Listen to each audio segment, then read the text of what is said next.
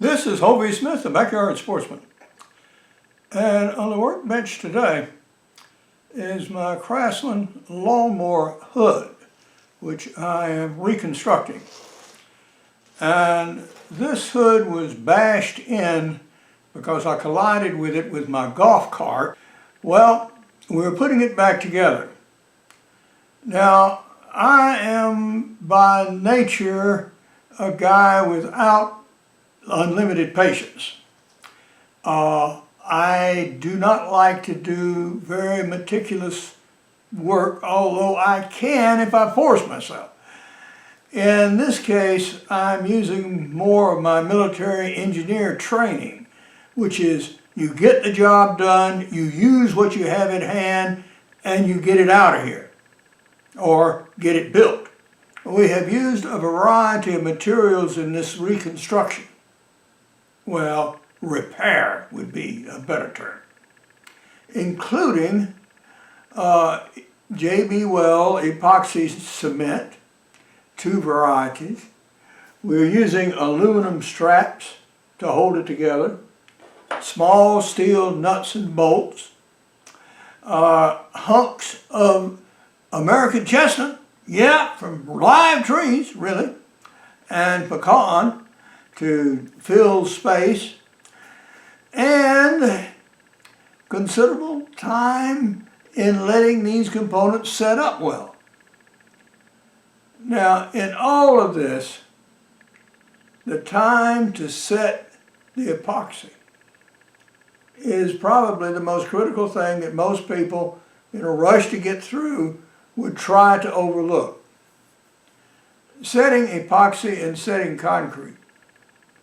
Now, the epoxy says it will set in 15 minutes. Well, what that really means is 15 minutes is your maximum working time. If you don't get it done in 15 minutes, yeah, there's nothing you can do with it. But once you apply it to surfaces and you seal the air and you really gob it on thickly, as I have done here to fill gaps in space, setting for half a day or overnight is much preferred to let it gain full strength. I have a problem, and that is with aligning these 2 pieces here. These obviously needed to be bolted together, but this gap is just too great. I do not want to apply that much tension on these parts.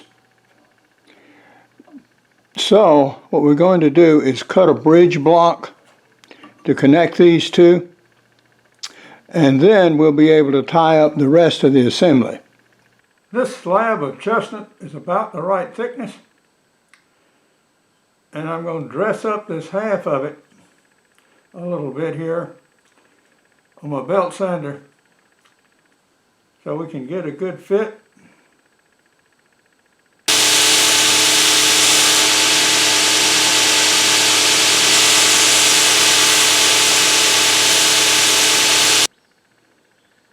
This piece, which will go on the other side and go around the front of the mower, has these 2 spring-loaded clips, and I'm going to cut those away. I found I really couldn't work with those, and prepare this edge here so I can drill a hole straight through and connect everything up. We've used a Dremel tool and the cutoff wheel to remove those pesky spring clips that were embedded in this plastic. And we're also going to take away this piece of triangular reinforced webbing here, because we want to drill a hole right straight through. I'll spare you the noise, but we've used our Dremel tool here to cut our chestnut bridge, and we've already pre-drilled it, and we've beveled it on this side to give a better glue bond. So now we'll stick it on the machine. We found larger containers of the steel JB Weld compound at an auto supply store. So we've got those, and this should be probably enough to finish up this job and give me a little excess.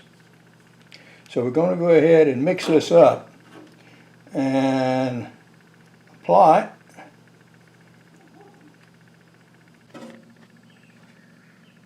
it. This particular compound is setting faster, and I found it was getting really non-workable. Didn't have quite the time I had before, particularly when dealing with these dinky little nuts and bolts. I've prepared our metal strap, which will go actually in here, and we're going to fit this part to this edge. And to do that, we're going to have to remove some material here. So we're going to do that with a Dremel tool. And then once we get that edge fit and this part ready, we can attach the aluminum strap. To ensure that these rib connections line up here at the front of the machine, we're going to go ahead and attach our straps before we do the glue up. And we fit this part now, so actually it will rest best there. To support this channel, buy my outdoor books, business books, novels, and screenplays, and recommend them to your local libraries. My outdoor books, like Backyard Deer Hunting, might also be titled Hunt to Survive, in the sense that in these books, I tell you not only how to hunt the game, but also how to clean and process it. So, if you were suddenly thrust into a survival situation, you would have a book guide not dependent upon electronics of any sort to show you exactly how to clean game, including things like wild hogs, fowl, as well as fish in practical bow fishing, and some tasty recipes for the table. So these are books that really should be in every library in America, because you never know when disaster might strike and you might be cut off from usual food supplies for perhaps weeks at the time. So don't be put in a situation where you go hungry in the midst of plenty, just because you don't know how.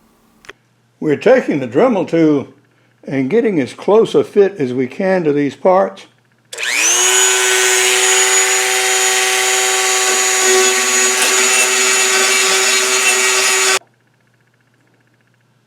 And we'll set our aluminum strap on the inside like this. We're going to have to put a slight bend in it. Looking at the inside, you can see the multiple components of my construction here. One thing that's been really useful is this shot bag for holding this very irregular, flexible object in place while I drill holes. And what you see is the result of a person who doesn't measure anything. So if you ever wondered what happens to projects where you don't use a ruler, where you don't take time to measure once and measure twice, using the old adage to, measure twice and just cut once, well, this is what happens. Now that we have two bolts holding our aluminum strip firmly, we can position our plastic piece here, pull it up as tight as it will go, and sight the hole that will actually retain it to the rest of the unit. We're now ready for the messy side of gluing up. Tips are: lay out your nuts and bolts and components so you already have them assembled. Clean your application tool So when you lay it down, it'll be as smooth as you can get it. When you use this JB Quick Steel Epoxy, put the black material down first because it takes longer to extrude from the tube. Then add your hardener, mix, and apply.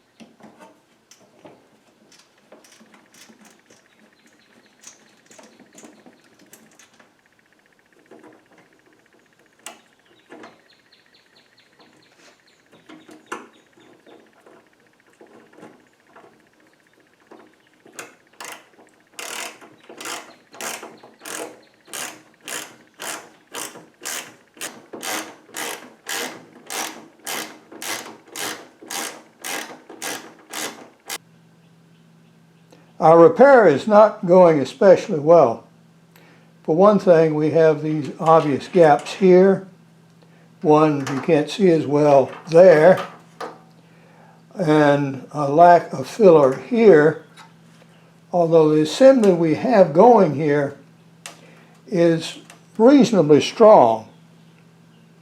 What I'm going to do is take advantage of the quick setting properties of this epoxy by making it viscous and actually using it to fill these open spaces.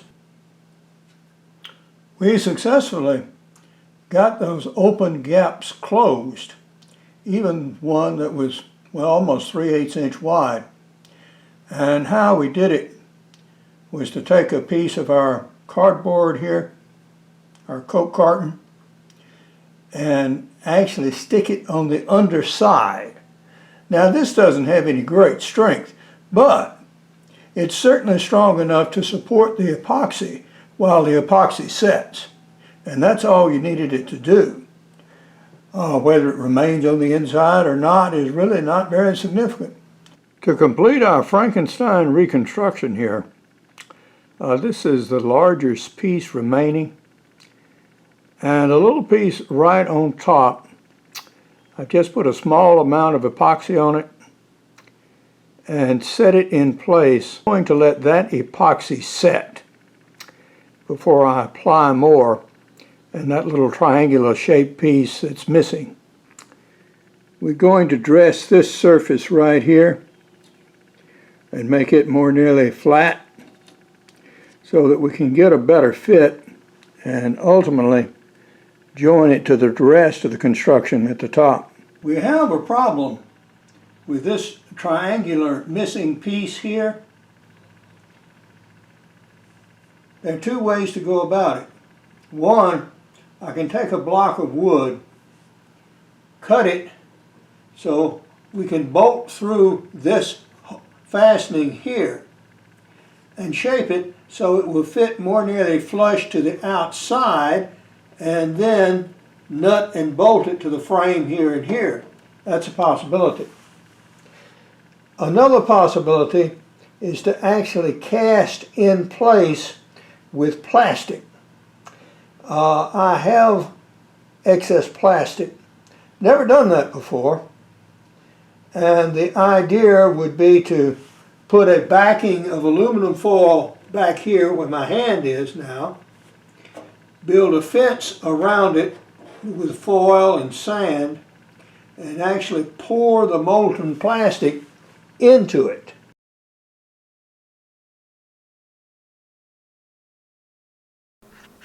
This may well go down as the ugliest repair you've ever seen done on anything. Well, that's likely true. It is, however, strong. And in later videos, you'll actually see the Craftsman run using this hood. Now, I have more problems with that Craftsman Lawnmower. in particular the starting motor. This will be the third time I've replaced it. Yeah, I'm going to have to bite the bullet and buy the expensive ones. So look for that in a later video. But now, this is Hovey Smith, reminding you to hunt what you eat and eat what you hunt. Be legal, be ethical, be safe. Goodbye, God bless, and see you next time.